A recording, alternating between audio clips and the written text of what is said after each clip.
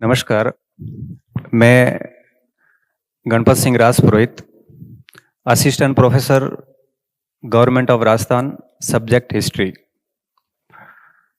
पिछले तकरीबन 11 वर्षों से मैं राजकीय संस्थाओं में और साथ ही साथ निजी तौर पर अध्ययन अध्यापन का कार्य नियमित रूप से कर रहा हूं।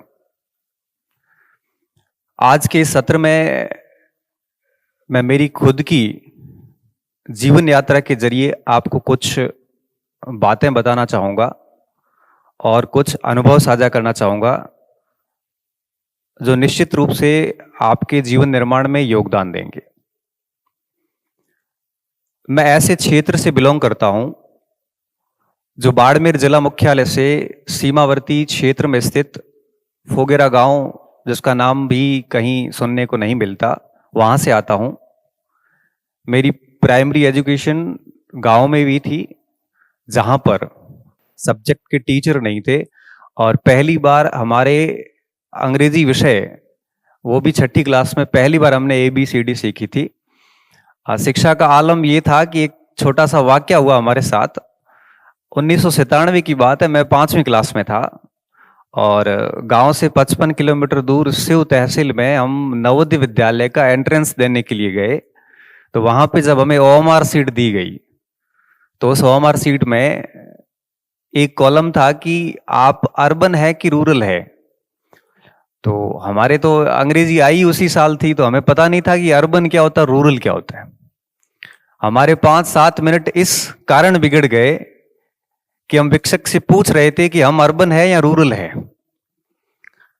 उस जर्नी को हमने आगे बढ़ाया। 6ठी 7वीं 8वीं तक हमने पढ़ाई करी गांव में। उस समय हमारा चूंकि परिवार बड़ा था, हम 3 भाई 4 बहनें हैं घर में, आय का कोई इतना बड़ा स्रोत भी नहीं है। और एजुकेशन की बात करूं तो मेरे पूरे दादाजी के परिवार में मैं पहला स्टूडेंट हूं जिसने मैट्रिक पास करी, 10वीं पास करी। और ऐसी बेसिक फैसिलिटी जिसकी आजकल बच्चे डिमांड करते हैं, ऐसी कोई फैसिलिटीज गांव में नहीं थी।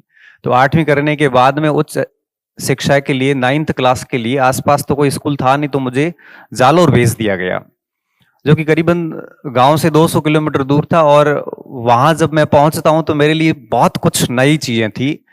मैं पहली बार ट्रेन की यात्रा करता हूं, मेरे लिए बड़ा अविस्मरणीय था वो। मैं जब जालोर हॉस्टल में मुझे दाखिला एडमिशन दिया गया, तो वहां पे मेरे लिए बहुत कुछ नया था। जैसे हमने टूथपेस्ट की दुनिया भी वहां पहली बार देखी थी, क्योंकि 8वीं तक तो हम ब्रश से समझते नहीं थे, नीम की टहनी से ही दांतुन करते थे। हमने वहां पे पहली बार, घर में टीवी तो हमारे 2007-8 में शायद आया था, और मुझे कहते हुए बिल्कुल संकोच नहीं है कि पहली बार अंडरगारमेंट की दुनिया भी हमने 2002 में देखी थी। उससे पहले हम इन चीजों से भी नहीं समझते थे।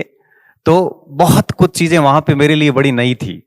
और चूंकि गांव से सीधा वहां पे गया था, तो जो वहां की लोकल लैंग्वेज है मेरे गांव की और वहां की लोकल लैंग्वेज बिल्कुल मैच नहीं कर रही थी, और ना मुझे हिंदी आती थी बोलनी। तो ऐसी स्थिति में मैं करीबन 1 साल तक तो चुपचाप ही बैठा रहता था, और इतना हीनता, एक हीन भावना जो होती है स्टूडेंट में, वो मेरे अंदर बस गई थी। और मुझे उस हीनता से बाहर निकलना भी नहीं आता था, क्योंकि उस समय मैं बहुत छोटा था। ये उस समय मेरी उम्र महज 12 वर्ष रही होगी, और उस अवस्था में मेरे साथ चीजें वो ठीक नहीं हो रही थी। और मैं मानता हूं, आज मैं उस बात को समझता हूं और बच्चों को सिखाता हूं कि कभी भी अपनी संस्कृति, अपने पहनावे, अपनी भाषा और अपने जीवन का जो जीने का तरीका है, इससे कभी भी अपने को हीन नहीं समझना चाहिए अपने आप को, क्योंकि आप जैसा दूसरा कोई नहीं है।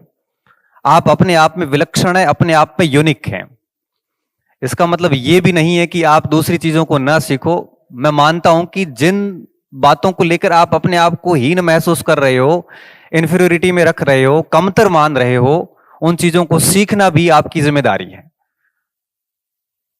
इस तरह से मैंने 9th और 10th की क्लास जब जालोर में उत्तीर्ण करी, पास करी, तो इस हीनता का परिणाम ये निकला कि 10th क्लास में मैं महज 49% के साथ वापस आया। फिर जब मैं 49% के साथ जब गांव आता हूं, तो साथी लोगों ने भी यही कहा कि फिर बाहर किस लिए गया था, इतने कम प्रतिशत के साथ आया। तो फिर किसी ने कहा कि आईटीआई करवा दो, किसी ने कहा कि ऐसा करो जोधपुर, किसी ने कहा इसको बिजनेस में लगा दो। मेरे को कोई नहीं पूछ रहा था कि तुझे क्या करना है। और इन सारी दबावों को झेलने के बाद मुझे दिमाग में एक ही बात थी कि ये चीजें मुझे ही ठीक करनी है, क्योंकि हमने बचपन में ही सीख लिया था कि अपनी जरूरतों को सीमित रखो। क्यों कहते हैं ना कि जिनकी जरूरतें सीमित होती हैं उनकी जमीर जिंदा होते हैं। कहते हैं कि आपका जैसा ग्रुप होता है आप वैसे बन जाते हैं। एक स्टूडेंट के लिए उसका ग्रुप बहुत मायने रखता है। मुझे कॉलेज के दौरान, मैं बड़ा सौभाग्यशाली हूं कि मुझे कॉलेज के दौरान इतने बेहतरीन मित्र मिले जिन्होंने अपने अनुभव की अंगुली पकड़ाकर मेरे को एक प्रकार से जितनी कमियां रही थी मेरे में उनको सबको ठीक कर दिया उन्होंने।